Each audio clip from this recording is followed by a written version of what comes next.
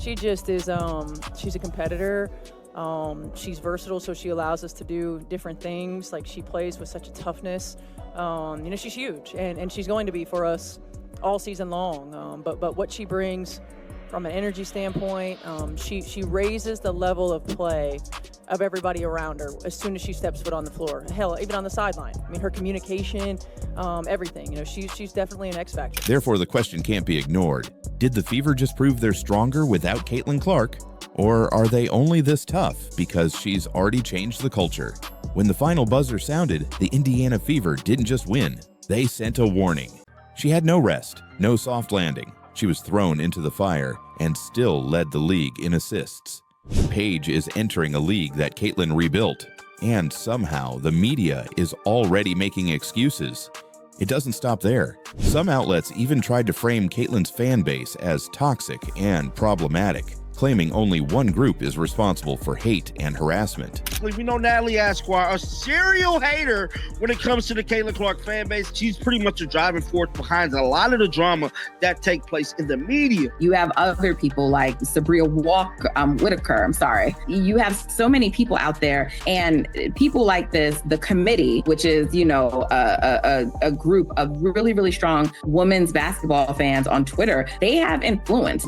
She's not a rookie. She's a prospect, a name, a brand. And the media is banking on her because they're terrified that the WNBA's identity is changing without their control. Even respected insiders like Kurt Miller started throwing out strange excuses, saying Paige wouldn't get the same break Caitlin did during her rookie year. They blamed Olympic scheduling, load management, media pressure, anything to soften expectations before Paige even suits up. But Caitlin didn't get a break. She finished the most watched college game in history, then flew straight to the WNBA draft. I was like, what in the world? I thought it was a prank. Without Clark, many assumed the Fever were doomed. After all, this team won just 13 games last year. Clark was supposed to be their savior. So when the news broke that she wouldn't be suiting up, fans groaned, critics smiled, and the Washington Mystics saw an opening. And they didn't wait long to take advantage. From the very first play, the Mystics went full throttle. Hard fouls, trash talk, cheap shots. It was clear they thought the Fever would fold, especially without their star. And for a while, it looked like they were right. Indiana stumbled out of the gate, scoring just 13 points in the first quarter. They trailed by 15. That flagrant foul flipped a switch. Suddenly, Sophie went from quiet contributor to full-blown enforcer. She started torching the Mystics from every angle. Jumpers, drives, threes, and she wasn't alone. Lexie Hull turned into a defensive nightmare, racking up 4 steals and locking down Washington's backcourt. Dawn Staley flew 2 members of the committee to South Carolina's opening game in Paris, okay? So they're calling old guard WNBA fans the committee. These are the same people that is pushing race narratives. These are the same people that is bashing Caitlin Clark. These are the people she's talking about. But the truth is obvious. The media is scared because Caitlin Clark didn't come through the system. She didn't wait for permission. She became the biggest star in women's basketball on her terms. Sophie Cunningham dropped 21 points. And I don't know if they're going to end up winning or not, but Sophie Cunningham has been an absolute beast in this game. 34 minutes, 6 of 11 from the field, 54%, 21 points. And she has thrown in, let me just see here, it looks like 8 rebounds. And how many assists does she have? She's got 2 assists. She's been an absolute beast in this game, no doubt about it. She grabbed 8 rebounds. Lexie Hull chipped in 13 and 4 steals. The Fever hit 27 of 28 free throws. That's 96%. Meanwhile, the media wants us to believe Paige Bueckers led the nation in assists. But the receipts tell a different story. She wasn't even top 10. In fact, in her most recent full season, she ranked 63rd. That's not elite. That's not even close. A reputable basketball publication, Bleacher Report, stating that Paige Bueckers led the nation in assists twice in her college career. She has been top 15 once. She was 63rd last year when she led the nation assists. Georgia Amore, who had more assists than Paige, did not lead the nation assists as well. It is literally the media just lying. They are literally just lying. Even Georgia Amore, who had more assists, was never credited as leading the nation. Why? because the media needs Paige to be Caitlyn's equal. But the numbers don't support that. Sophie Cunningham just got body slammed, and the entire WNBA felt the aftershock. With Caitlin Clark out, the Indiana Fever faced brutal fouls, cheap shots, and one of the dirtiest games we've seen this season. The Indiana Fever just played their first preseason game without Caitlin Clark, and I have to say, I was thoroughly impressed with this new look Fever team. So we have to watch this rookie class around the league about load management. It's not just our rookies. We're all going to be tuned in to load management, especially these rookies that played long into their collegiate season. I didn't really see any of the benefit that Caitlin Clark got coming into the season. Because the truth is, Caitlin Clark's rise has broken the old rules. Before Caitlin, the WNBA was a tight-knit circle, small audiences, predictable coverage, media gatekeepers who decided who got the spotlight and who didn't. But here's what no one expected. They didn't collapse. They fought back. And they won. The Fever didn't just survive without Caitlin Clark, they thrived. Cunningham dropped 21 points after getting slammed to the floor. And man, what about Sophie Cunningham? I mean, she was getting to the free throw line, she was hitting timely shots, she was getting rebounds, she was playing defense, getting on the ground, she was playing with effort and energy, getting into the other team's face. I mean, she was doing a whole lot, and she is the biggest reason why the Indiana Fever won this game. She was easily the best player on the court. When he shrugged off Paige Beckers, it didn't feel mean. It felt inevitable. Because the truth is, Lucas said what the stats, the fans, and the eyeballs have been screaming for months. Caitlin Clark didn't take anyone's spotlight. She built her own. She didn't wait for gatekeepers. She didn't ride legacy coverage. She earned every bit of attention by doing what no one else in women's basketball history has done. She moved the needle and shattered it. Not only do I not think Paige is going to move the needle, I don't think she's going to flutter it. I don't think it's going to vibrate slightly. You can't fake that. You can't Photoshop arenas filled with fans in other cities. Players had to say the right things. Fans had to accept what they were told. Then Caitlin Clark came along, and none of that mattered anymore. She broke viewership records. She sold out arenas in cities she didn't even live in. She moved more merchandise than entire franchises. And most importantly, she did it without asking for permission. That's where the panic started. The old guard, including some loud voices in WNBA media, didn't know how to handle her. So instead of embracing the growth, they tried to discredit it. Lexie Hull turned into a defensive machine. I was also really impressed with Lexie Hull. She had 4 steals in this game. She had 5 rebounds, 4 assists. She had 13 points. Look, if you're going to have Lexie Hull and Sophie Cunningham as the enforcer type, energizing players, the Indiana Fever are about to be unstoppable. And the whole team sent a message loud and clear. This is not the same soft Fever squad from last year. But here's the twist. Did this dominant performance without Clark actually prove she's replaceable? Or is it just the fire she sparked that's changing everything? But look, we could talk about the game all day and all night, but what's even better is if we break down some film so you guys can see exactly what I'm referring to. She didn't just shrug it off, she clapped back.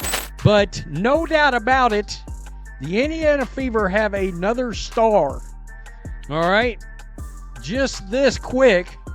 Sophie Cunningham, and I told you guys I had a feeling that she was going to really make her presence known. On the court and on the scoreboard, that flagrant foul flipped a switch.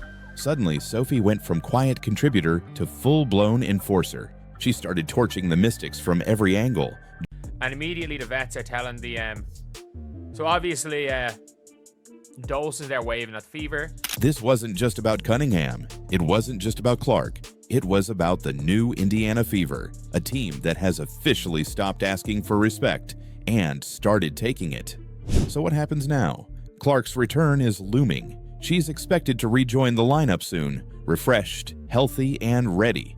But the dynamics have changed. She's no longer the only one fighting. She's surrounded by warriors, by teammates who will stand up for her. And for each other. That's dangerous. That's scary. Sophie Cunningham is taking a beating this game. Gosh, this is going to make big time news because now this proves there is an agenda against the Indiana Fever. There is an attack agenda against the white women on the Indiana Fever basketball team. I'm calling it right now. Therefore, what started as a preseason scrimmage quickly turned into a full-blown statement. And here's where it gets wild. Without Caitlin Clark, Indiana didn't just hold their own, they played better. She's just Caitlin, and she wins. So when you see outlets scrambling to prop up Paige, when you hear excuses about Olympic breaks and rookie fatigue, when you hear the noise about problematic fan bases and undeserved hype, just remember, this is what disruption looks like. Second chapter of the Caitlin Clark era in the WNBA will commence soon. Clark established herself as a superstar in her rookie season with the Indiana Fever and will now lead a championship hopeful team into year 2. Came out very slow, very lethargic, very stuck in the mud, very dragging ass, didn't have energy to them, didn't have flow to them. Their offense was broken, their defense was scattered, the arena was silent. All 12,000 fans stunned, watching a team with no rhythm, no energy, no Clark. Stephanie White seemed frustrated. We were down 15. Stephanie White called the timeout, and she must have stuck her foot up her team's ass and said, you see this arena? You see all these fans that came to watch you guys? 12,461 people. They didn't come to watch you guys bullshit. They didn't come to watch you guys drag ass. Let's play some defense and let's get it together offensively. But what came next flipped the game, and maybe the entire season, upside down. It's not that, it's that. Well, you see Sophie Cunningham kind of hold the Sykes' arm, but Sykes is going to claim she was holding me. I would say we're going to learn that Sophie isn't always innocent, but... Teammates swarmed in. Veteran forward Dewana Bonner got in Sykes' face.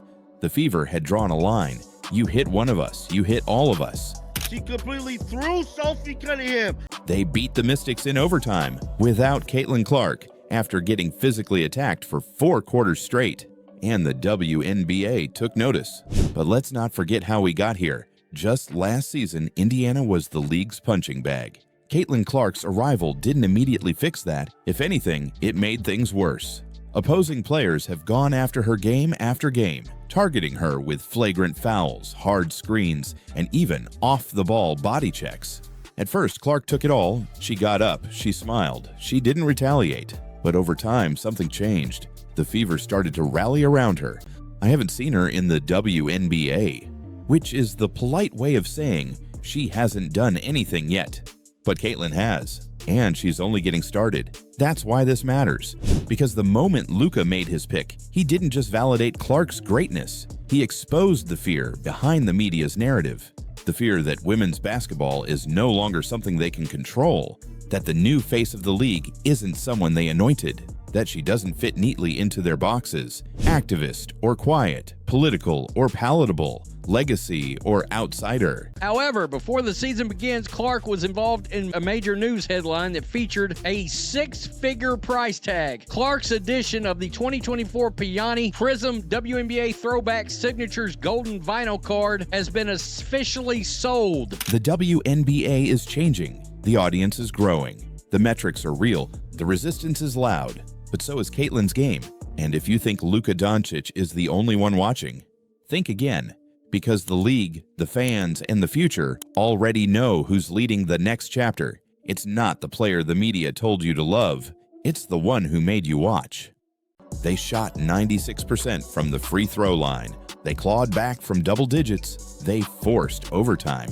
Sophie Cunningham and Lexie Hull, these two players. Sophie Cunningham gave us 21, Lexie Hull gave us 13. The Blonde Bombers is what they're calling them. We were down 15 in the first half. Why were we down 15? We cut it to within 3. And in OT, Sophie Cunningham took over. She delivered the knockout blow, literally and figuratively. Oh my God, Sophie's a dog.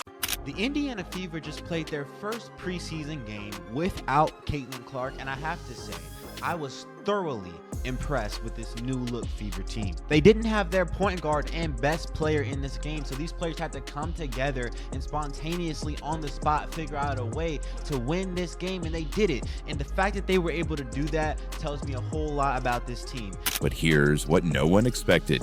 They didn't collapse. They fought back. And they won. The Fever didn't just survive without Caitlin Clark, they thrived.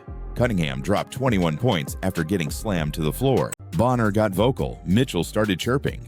And when Sophie Cunningham joined the squad in that off-season trade, it was game over for the soft label. Therefore, when Clark sat out against the Mystics, the team didn't panic.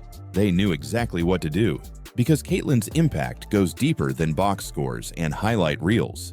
She's not just scoring 20 points a night, she's reshaping the identity of the franchise. When Kiki Iriafen body slammed Sophie Cunningham, that wasn't just a foul, it was a challenge. And the Fever answered, not with tears or complaints, but with defense, free throws, and fire. That one moment exposed everything. You know, like Paige Buchers? No, she's okay. I didn't see her playing the women's NBA, so. She just got drafted. #1. Dallas.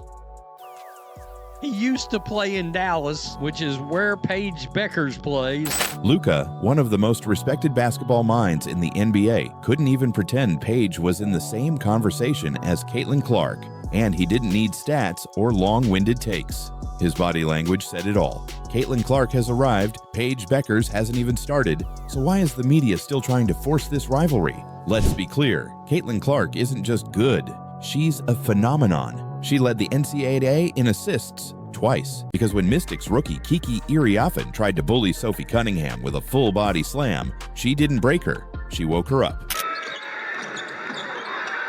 Hunter hits the floor, no whistle. Shot too strong there from Olsen. Cunningham pulled it down, and here's that feistiness.